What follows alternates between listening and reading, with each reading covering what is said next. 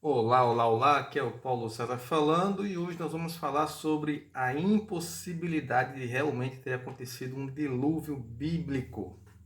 Primeiro vamos sanar algumas questões interessantes sobre o dilúvio bíblico. Você sabe quantos animais Moisés colocou na arca? Nenhum. Não foi Moisés, foi Noé. Peguei você nessa? Mas sério, quantos animais teria de cada espécie na arca colocada por Noé?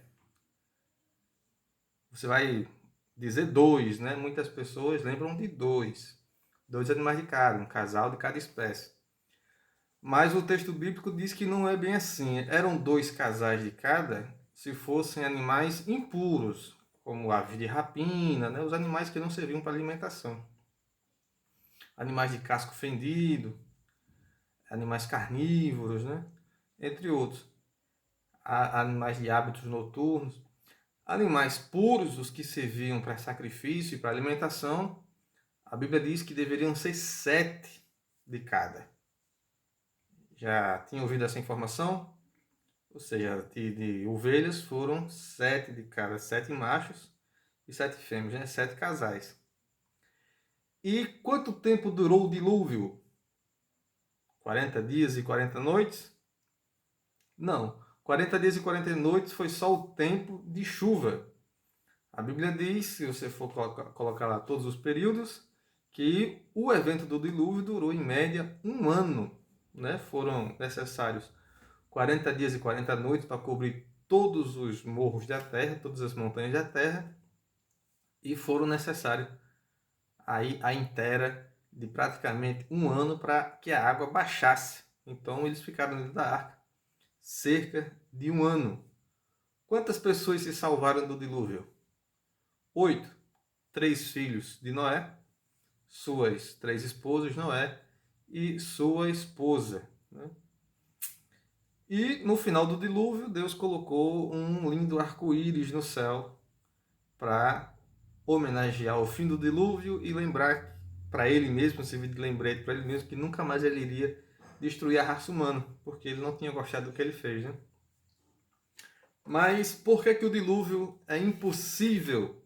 Eu tenho listado aqui pelo menos 4 questões intrigantes que vão falar que o dilúvio é impossível de ter acontecido. Mas aí você pode dizer assim, não, mas para Deus nada é impossível. Vá lá que seja, né? Vá lá que seja. Mas acontece uma coisa interessante. Imagine que você está com alguém, né? E aquela pessoa diz que tem uma coisa extraordinária para lhe contar. Uma coisa fantástica, absurda, grandiosa, genial, e que você precisa conhecer essa verdade, né? Aí então ela lhe conta uma coisa absurda. Ah, eu fui teletransportado, né? Me desmaterializei num canto e apareci em outro. Esse é o fato extraordinário que eu tenho para dizer. Aí você vai dizer, que horas isso aconteceu? A pessoa foi isso, não, agora há pouco. Eu falei, não, mas agora há pouco eu estava com você. Eu não vi, passei o dia todinho com você e você não foi teletransportado. Aí a pessoa falou, não, é porque isso aconteceu em outra dimensão. Não foi aqui. Pois é, mas em que momento? Não, é porque não existia só um de mim. Existiam dois. Né? Um que foi teletransportado e o outro que estava aqui com você. Foi se e você era qual dos dois? Não, era o que foi teletransportado. E cadê o outro? Não, explodiu. Explodiu? Mas explodiu como? Que ninguém ouviu? Não, é porque no momento da explosão o ar parou e o som não se propaga no vácuo e então não deu para ninguém ouvir. Qual é a chance de você acreditar na primeira hipótese de que o cara foi teletransportado? Porque o teletransporte era a coisa mais absurda de que ele tinha para contar. E para justificar essa coisa extremamente absurda, ele começa a trazer outros elementos ainda mais absurdos. Então, o que foi de fantástico não foi o teletransporte, é você ter ido para outra dimensão, ou ter dois de você. Por que você não me contou isso? porque o que lhe impressionou foi o teletransporte, que talvez seja a coisa mais simples dessa história, né?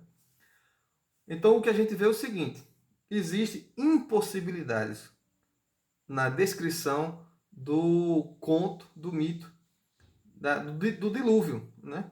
E a Bíblia vem trazendo essa historinha de que houve um dilúvio para mostrar o tamanho do poder de Deus, né?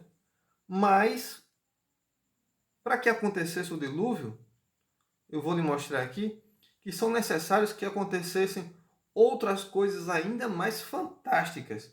E se você quisesse falar de um poder, né, a nível Deus, seria mais interessante você falar dessas outras coisas do que do dilúvio, porque vai parecer que o dilúvio é a coisa mais simples, né, que a gente vai colocar aqui, né? Acontecem coisas extraordinárias. Por exemplo, segundo pesquisas, né, você também pode fazer essa mesma pesquisa aí, vai lá no Google, no GPT, né, questiona lá, você vai ter uma resposta. É impossível que a população humana esteja no número que é hoje, partindo apenas de 6 pessoas. Visto que Noé e a esposa já eram bem idosas, só sobraram 3 irmãos, né, e 3 mulheres para poder repovoar a humanidade. É impossível porque a quantidade de indivíduos é tão pequena que isso vai gerar parentesco nos relacionamentos, né?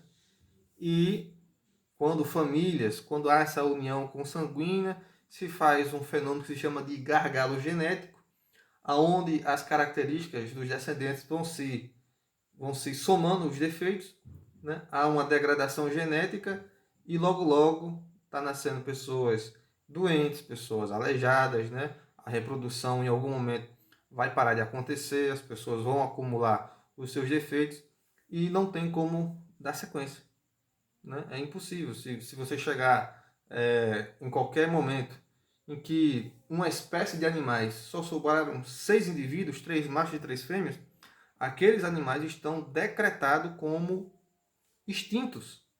Só tem aqueles indivíduos, eles não têm condições de fazer a população voltar, né? Vai gerar gargalo genético e os defeitos vão acumular e não vai dar certo.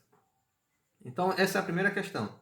Seria necessário a criação de outras pessoas para se introduzir no mundo para que a saúde genética da população fosse preservada. A Bíblia não fala da criação de outras pessoas. Embora depois aparecem outros indivíduos, mas isso já é uma contradição do que aconteceu no Gênesis. Lá diz que morreu todo mundo. Só sobraram Noé e a sua família. Impossível. Isso não pode ter acontecido. E aí, se já é difícil a partir de 6 indivíduos, e o que dizer a partir de 2? Porque lembra que eram apenas um casal de cada animal impuro? Só tinha um casal de leões. Só tinha um casal de hienas. Só tinha um casal de urubus. Se já é difícil com 3 irmãos e 3 mulheres, outras mulheres, o que dizer de apenas um casal? A situação se complexa em uma probabilidade, né, bem maior, em uma dimensão bem maior. Então, a questão do gargalo genético torna a sobrevivência dessas pessoas no mundo que é hoje uma coisa impossível, a não ser que acontecesse um outro milagre fantástico que não está descrito, né?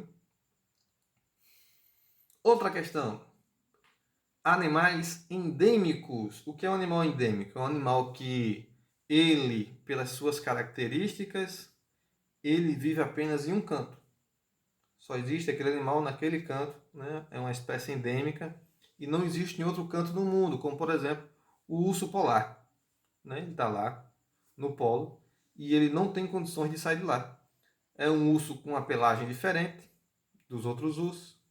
É um urso muito maior do que os outros ursos, com uma cor diferente de pelo, e ele é adaptado apenas para aquela região, é endêmico daquela região. Não tem como ele sair de lá, né? Então, como é que o urso polar, que é diferente do urso branco, do urso cinza, do urso pardo, do urso panda, como é que ele saiu lá do polo, desceu até o Oriente Médio para poder se encontrar com Noé e ali participou do dilúvio e voltou para o polo. Não tem como. Mas você pode dizer, não, o urso sabia nadar. Ele atravessou o Atlântico a nado. Fez uma viagem anterior. Isso é uma coisa fantástica, que não existe relato sobre isso. Até em ele entrar em uma zona mais quente, ele morreria pela questão da sua constituição. E os animais que existem no Brasil? Né? A gente tem espécies endêmicas brasileiras que não existem em outro canto no mundo. A gente tem formigas que só existem aqui. A gente tem escorpiões que só existem aqui. Nós temos cobras que só existem aqui. Isso quer dizer que formiga, que lagartixa, que gambá, esses animais também saíram nadando, atravessaram o oceano e foram até o Oriente Médio. É estranho, né? Alguém vai dizer, não, mas naquela época existia Pangeia, que é a ideia de que todas as terras estavam reunidas em uma porção única. Então, quando que apareceram as espécies endêmicas? Porque os animais que aqui estão só são do jeito que são porque estão aqui. Porque existe Caatinga, porque existe Pantanal, porque existe Amazônia. Em uma Pangeia, em que todo mundo estivesse morando no mesmo canto, esses animais não poderiam ter as características que têm. Então tem alguma coisa muito estranha, né? Então você perceba aí a ideia de Pangeia, muito superior à ideia de um dilúvio. Você perceba aí a sobrevivência de um inseto tendo que atravessar um oceano para poder entrar na arca. Cupim nadando. Os nossos cupins não são os cupins de lá. As nossas aranhas não são as aranhas de lá. Né? Isso é um absurdo ainda maior. Não tem como isso acontecer, né? É impossível. Outra questão é, a água suficiente? Eu parei para fazer uma conta. Vê só. Uma chuva dita forte, ela vai precipitar 50 milímetros de água em 24 horas. Uma chuva forte. Uma chuva forte durante 40 dias e 40 noites, ela cobriria, faria um volume, né, de água de 2 metros. Seriam 2 metros de água. Não daria para inundar a terra, né? Aqui onde eu moro tem uma montanha chamada Turrião. O Turrião ele tem 146 metros de altura. Eu arredondei aqui para 150 porque eu queria saber quanto é que seria necessário para inundar o Turrião. Se tivesse chovido durante 40 dias e 40 noites para cobrir o Turrião, porque o texto diz que todas as montanhas da Terra foram cobertas, então o Turrião também foi, seriam necessários 3 metros e 75 de água por dia. Lembra, 40 dias de chuva forte só faz uma coluna de 2 metros. Seria necessário 3 metros e 75 por dia. Sabe o que isso quer dizer? Que nem as maiores tempestades de que se tem notícia, tufão, furacão, nada disso consegue derrubar tanta água em tão pouco tempo. Né? A gente está falando de uma atmosfera de outro planeta. Isso seria uma coisa que a Terra não tem condições de produzir. Mas aí, com água de onde? Para levantar. Eu coloquei o Torreão porque, né, é aqui onde eu moro. Mas o cume mais alto da Terra é o Everest. Ele tem, parece que, se não me engano, 8 quilômetros de altura. E a minha montanhazinha aqui é perto das outras, de um corcovado, perto de um pão de açúcar, não é nada, né? Então não tem água para isso tudo. Mas se tivesse, como é que se faz uma nuvem, né? Você teria condições de fazer uma nuvem que fizesse chover 40 dias e 40 noites com água que tem na Terra? Teria. Tem. Se você pegar a água dos oceanos e transformar todas elas em nuvens, né? você tem nuvem suficiente para cobrir toda a Terra e garantir uma chuva por 40 dias e 40 noites tranquilo. Qual é o problema? Para fazer essa nuvem, a água teria que sair do oceano. Na hora que a água sai, o oceano baixa, né? Quando chovesse, a água teria que ir para onde ela saiu, para os oceanos, né? A água cai na montanha, desce, volta para o oceano. Mesmo que continuasse chovendo infinitamente, você teria que ter um ciclo de evaporação e de precipitação de água. Isso faria com que o nível ficasse sempre o mesmo, como é agora, né? A água evapora, chove, não importa quanto chova, porque quanto mais chove, mais água teve que evaporar em algum momento. Então, mesmo que você tirasse água do oceano para fazer chover 3 metros de água por dia, o oceano teve que baixar 3 metros. No final do dia, a água que caiu foi a água que saiu. Então, nós não temos água na Terra para fazer o oceano subir 3 metros de água por dia para poder cobrir o meu torreão em 40 dias. Né? Impossível. Essa é a melhor. A questão da alimentação. Eu fiquei pensando. Só tinha 2 leões. Legal. E também tinha 2 zebras. Leões comem zebras. Qual foi a zebra que o leão comeu quando saiu da arca? Porque uma zebra, ela demora meses para ficar prenha, né? A gestação dura meses.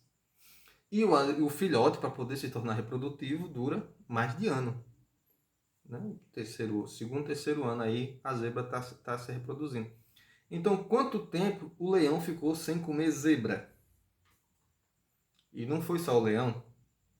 Nós tínhamos 2 leões, 2 tigres, 2 hienas, 2 onças pardas, 2 onças pintadas, 2 ursos panda, 2 ursos pardos, 2 ursos brancos, né? E de todos os animais que comem carne.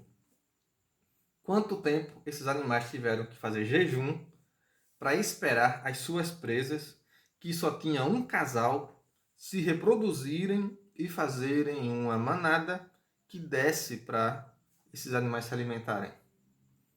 Porque se eles se alimentaram à vontade, né? Então os leões, todos os animais carnívoros, levaram à extinção uma porrada de animais que não fazia o menor sentido Deus colocar dentro da arca, achando que todos eles iriam morrer depois. Como foi que isso aconteceu? Não tem como ter acontecido. Cada alimentação que o leão fizesse, e o leão tem que se alimentar praticamente todos os dias, cada alimentação que o leão fizesse, cada abatimento que ele fizesse, seria uma espécie que iria ser extinta. A não ser que você diga, não, que o leão fez jejum por algumas décadas, porque seria o tempo de fazer com que os animais voltassem, né, a ter uma população, desconsiderando a questão genética, né, que eu já citei no início. E os outros animais também tiveram que fazer jejum durante muito tempo. Isso não tem registro em canto nenhum, nem quem inventou a história do dilúvio pensou nisso. Né? E aí? Ou então os leões, vou ficar aqui só nos leões, ou então os leões fizeram que nem no filme de Madagascar. Eles aprenderam a comer peixe, porque os peixes não entraram na arca. Né? Baleia, golfinho não precisam entrar na arca. Não é verdade? Então é isso, pessoal. Vocês percebem aqui ó, que nesses 4 exemplos que eu coloquei, se fazem necessários a existência de milagres, tantos outros para justificar apenas o dilúvio, que não faz com que você acredite nessa história. Não tem razão para se crer nisso. Você não acreditaria em ninguém que inventasse tanta desculpa para dizer que uma coisa aconteceu. Então, vamos botar a nossa mão na consciência, né? Entender que isso é um mito, como o mito de Gilgamesh, como o mito de Hércules, né? Como o mito de Harry Potter ou dos Cavaleiros do Zodíaco, e não temos nenhum motivo para acreditar que essas coisas realmente aconteceram. São lendas, como nossos índios também têm lendas, né? E a gente não anda por aí pregando as lendas dos nossos índios. Show de bola? Então fica aí. Esses são os motivos, pelo menos aqui alguns deles, de por que é impossível que o dilúvio tenha acontecido. Vou ficando por aqui. Se você gostou, compartilha, né? Dá um joinha aí. E se tiver alguma dúvida, tiver alguma coisa para acrescentar, comenta aí embaixo que a gente pode fazer tema de um próximo vídeo com o seu comentário. Valeu, fiquem com Deus, com dilúvio, sem dilúvio, com defeito, sem defeito. No final, tanto faz. Até mais!